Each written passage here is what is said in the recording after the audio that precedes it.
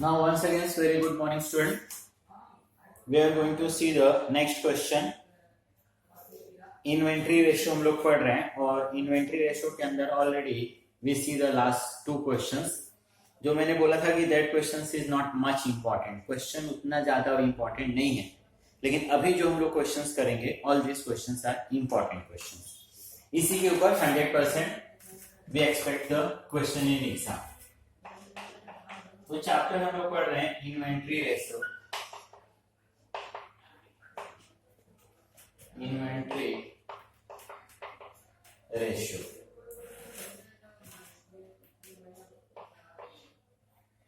Inventory ratio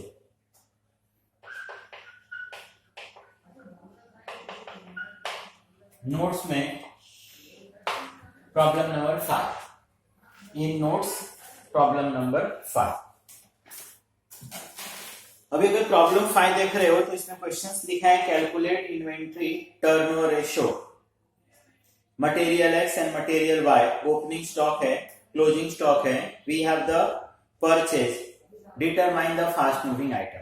मैंने already theory में बताया था, यही तो हमको डिसाइड करना है इस चैप्टर के अंदर. Which one is the fast moving, which one is the slow moving item, which one is the dormant, which one is the obsolete etcetera. तो ये चीजें हम लोग को इसके अंदर क्या करना है, डिसाइड करना है. तो यहां पर एक्चुअल में इसका फॉर्मूला है cost of material upon average inventory.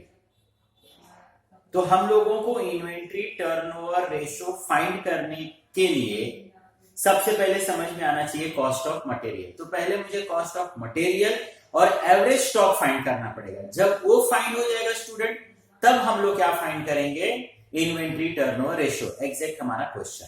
ठीक है, चलो. तो सबसे पहले मेरा फॉर्मूला है मटेरियल्स कंज्यूम, मटेरियल कंज्यूम. अब ऑलरेडी सारे फॉर्मूले मैंने लिख कर दिए कि हम कितने का मटेरियल्स कंज्यूम कर रहे हैं. तो कोई भी XYZ बिजनेस देखोगे, पहले वो लोग क्या करते हैं, अपना ओपनिंग स्टॉक, जो भी उनके पास मटेरियल्स रहेगा, ओपनिंग स्टॉक्स पहले अपना क्या करेंगे, वो यूज करेंगे. देन वो क्या करेंगे, परचेज ऑफ मटेरियल करेंगे, और क्लोजिंग स्टॉक हम लोग क्या कर देंगे, माइनस. कोई भी XYZ बिजनेस जो लास्ट ईयर का क्लोजिंग स्टॉक ऑफ मटेरियल है, डेफिनेटली उसको डस्टबिन में डालने वाला नहीं है, वो दिस ईयर यूज करेगा. मतलब लास्ट ईयर वाला मटेरियल्स में यूज कर रहा हूं. देन मुझे कम पड़ा, ड्यूरिंग द ईयर में हम लोग परचेज करेंगे. तो यहां से इन दोनों से मुझे टोटल मटेरियल मालूम पड़ा, but total material is not important. मुझे यहाँ पे टोटल मटेरियल फाइंड नहीं करना है, कंज्यूम फाइंड करना है कि दिस ईयर मैंने कितना कंज्यूम किया. तो जो भी मेरे पास बच जाएगा उसको मैं क्या कर दूंगा, minus. Because at the time of purchase में इस चीज के लिए कंफर्म नहीं था, मैं नहीं, दुनिया का कोई भी बिजनेसमैन इस चीज को डिसाइड नहीं कर सकता है कि यस इतना ही मुझे मटेरियल्स लगेगा, मैं इतना ही परचेज करूं. ये डिसाइड करना आपके लिए पॉसिबल नहीं है. तो आपने XYZ मटेरियल्स परचेज किया, but at the end of the year आपने देखा कि कुछ मटेरियल्स क्या हो गया, उसमें से बच गए. अभी we have the X and Y. तो इस तरीके से फाइंड कर लेते हैं. X में opening stock is 25, purchase is 1,90,000 and closing stock is 15,000. अभी आप इसको प्लस माइनस करोगे और आपको मालूम पड़ा 2x. तो cost of material is 2 lakh, sorry material consume is 2 lakh. 2 lakh का मटेरियल हम लोग कंज्यूम कर रहे हैं एक्स के लिए. सेम फॉर वाई, वाई के लिए भी 87,500. मैंने परचेज किया 125 का, और मेरे पास क्लोजिंग स्टॉक है 62,000. ये हो गया आपका 1,50,000. मतलब मटेरियल एक्स हम लोग कितने का यूज कर रहे हैं, 2 लाख रुपीस का. मटेरियल वाई हम कितने का यूज कर रहे हैं, 1,50,000 रुपीस का. ये हो गया कॉस्ट, एक कंज्यूम हो गया. हमारा फॉर्मूला है cost of material consume upon average stock. तो अब मेरा नेक्स्ट फॉर्मूला क्या होना चाहिए, मुझे क्या चाहिए यहाँ पर, एवरेज स्टॉक चाहिए. आप एवरेज स्टॉक बोलो, इन्वेंट्री बोलो, एक ही चीज है. एवरेज स्टॉक बोलो और इन्वेंट्री। अब यहां पर डियर स्टूडेंट हमारे पास ओपनिंग और क्लोजिंग है, हम लोगों को उसका एवरेज चाहिए। स्टॉक में दो तरह का स्टॉक है, ओपनिंग और क्लोजिंग।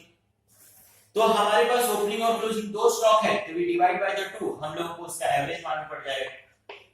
तो मैं करूंगा opening stock plus closing stock और मैं करूंगा divide by 2। Once again X and Y, देखो ना, एक्स में ओपनिंग स्टॉक था 25, क्लोजिंग स्टॉक था 15 और ये मैंने कर दिया divide by 2, 20।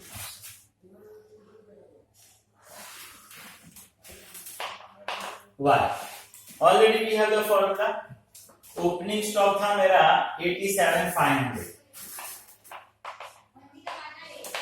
87,500. Closing is 62,500. And once again we divide by the 2, which is 75. ये हो गया y के लिए। तो यहां पर हम लोगों ने फाइंड कर लिया मटेरियल कंज्यूम, ये हमने फाइंड कर लिया एवरेज स्टॉक। यही दोनों चीजें मुझे चाहिए था इन्वेंट्री टर्नओवर टाइम में फाइंड करने के लिए। इन्वेंट्री टर्नओवर रेशियो या मटेरियल्स टर्नओवर रेशियो में बोलूं, किसमें फाइंड करने के लिए, टाइम में मुझे क्या करने के लिए, फाइंड करने के लिए। इन्वेंट्री लिखूं, मटेरियल्स लिखूं, दोनों का मतलब क्या है, सेम। तो मटेरियल टर्नओवर रेशियो,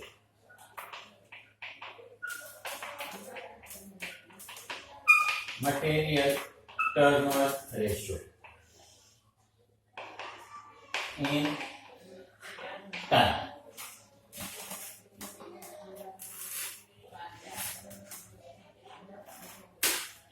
कितना टाइम मुझे मटेरियल्स लगेगा, फॉर्मूला है material consume divide by average stock बोलो, एवरेज इन्वेंट्री बोलो। मटेरियल कंज्यूम x, हमारे पास x और y है ना, x। Material consume is 2 lakhs, मतलब मटेरियल x मुझे 1 ईयर में 2 lakhs का लगता है। And average stock x is 20,000। On an average 20,000 का मेरे पास हमेशा स्टॉक रहता है।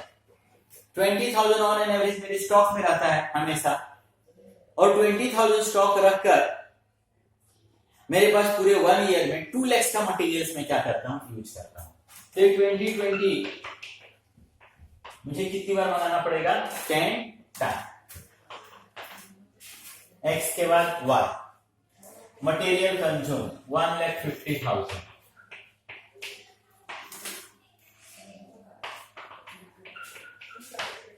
y 75,000। ये हो गया आपका 2। मतलब मटेरियल x 10 टाइम मंगाना पड़ेगा और मटेरियल y मुझे क्या मंगाना पड़ेगा, 2 टाइम मंगाना पड़ेगा। चलो, ये जो हम लोगों ने फाइंड किया, सेम फॉर्मूला हम फाइंड करने जा रहे हैं। नाउ इन डेज, ये तो हो गया कि 10 टाइम मंगाना पड़ेगा, 2 टाइम मंगाना पड़ेगा, बट एवरी कितने दिन के बाद आप मंगाओगे, आप एवरी कितने डेज के बाद उसको मंगाओगे, ये हम लोग फाइंड कर रहे हैं। Material turnover in day,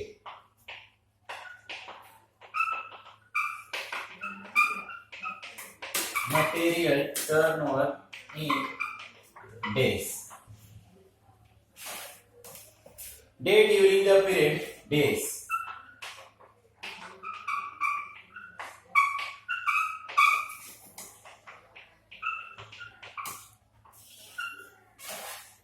days during the period upon inventory turnover.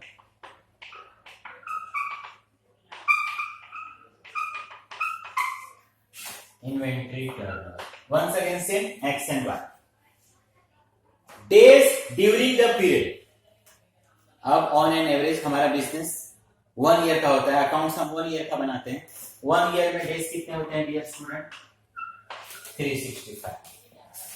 1 year में 365 डेज होते हैं और ये 365 डेज में मैं मटेरियल एक्स के लिए 10 टाइम ऑर्डर देता हूं, 10 बार मैं मटेरियल्स मंगाता हूं 10 टाइम। तो माय डियर स्टूडेंट एवरी कितने दिन के बाद रे 36.5, तो आप उसको 36 भी ले सकते हो और यू कैन टेक द 37, आप उसको क्या कर सकते हो 37 क्या कर सकते हो आप कंसीडर कर सकते हो कि एवरी 37 डेज के बाद, एवरी 37 डेज के बाद आपको मटेरियल्स क्या करना पड़ेगा, मंगाना पड़ेगा। सेम फॉर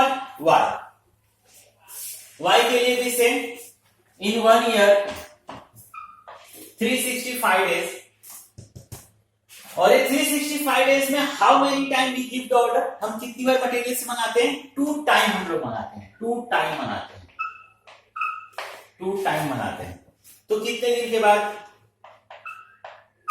185.5 डेज, मतलब मुझे मटेरियल 185.5 डेज के बाद, आप 185 लो या 186 ले सकते हो कि डेज के बाद आपको मटेरियल्स क्या करना पड़ेगा, मंगाना पड़ेगा। ओके स्टूडेंट, तो वी सी द 4 फॉर्मूला। मैंने बताया कि एक्चुअल में फॉर्मूला तो सिर्फ यही है, पूछा हम लोगों को यही है, पूछा क्या है मटेरियल टर्नओवर रेशियो, कि मटेरियल्स कितनी बार आपको मंगाना पड़ेगा। इसका फॉर्मूला है material consume upon average stock. तो ये रेशियो फाइंड करने के लिए पहले मुझे क्या चाहिए, मटेरियल कंज्यूम। तो मैंने मटेरियल्स कंज्यूम फाइंड किया, मुझे चाहिए एवरेज स्टॉक, तो मैंने क्या किया, एवरेज स्टॉक फाइंड किया। अब ये जब दोनों मिलेगा तब हम लोग यहां पर इस फॉर्मूले को करेंगे। यहां पर आपको आंसर मिल रहा है टाइम में, और इसी को फिर हमने किस में फाइंड किया, डेज में। मुझे 1 ईयर में मटेरियल एक्स 10 टाइम ऑर्डर करना पड़ेगा, वाई 2 टाइम ऑर्डर करना पड़ेगा, एक टाइम था। ये फॉर्मूला बोल रहा है ठीक है 10 टाइम मंगाओगे, एवरी कितने दिन के बाद सामने वाले को ऑर्डर करोगे, तो 365, 1 ईयर में कितना अप्रोक्स 365 डेज, 10 टाइम मुझे मंगाना है, तो 365 डिवाइड बाय 10 मतलब अराउंड 36 डेज के बाद मैं सामने वाले को ऑर्डर दूंगा।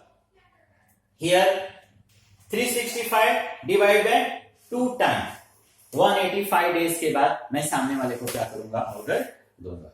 Okay student, see the next questions. Next questions भी देखोगे तो मोर और लेस नेक्स्ट क्वेश्चंस भी आपका क्या है, सेम।